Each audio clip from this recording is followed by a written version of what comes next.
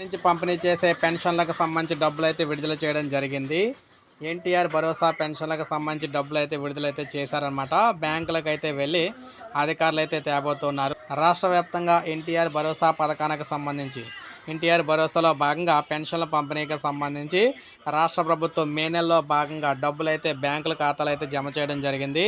So గ్రామ ward సంబంధించి అధికారులు ఎవరైతే ఉన్నారో వీరందరూ కూడా బ్యాంకులో డబ్బులు అయితే తీసుకురాబోతున్నారన్నమాట.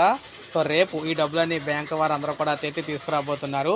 బ్యాంకుల ఖాతాలకు ఇప్పుడైతే విడుదలైతే చేయడం జరిగింది. రేపు బ్యాంకు దగ్గర నుంచి అయితే అధికారులు అయితే తెచ్చి ఆ తర్వాత అయితే పంపిణీ అయితే చేయబోతున్నారు. ఆంధ్రప్రదేశ్లో మనం చూసుకున్నట్లయితే ఎన్టీఆర్ భరోసా పథకానికి సంబంధించి మొదటి 2 రోజులు అంటే ప్రతి నెల 1, 2 తారీఖుల్లోనే రాష్ట్ర వ్యాప్తంగా అందరికీ కూడా పంపిణీ అయితే చేయడం అయితే జరుగుతుందన్నమాట.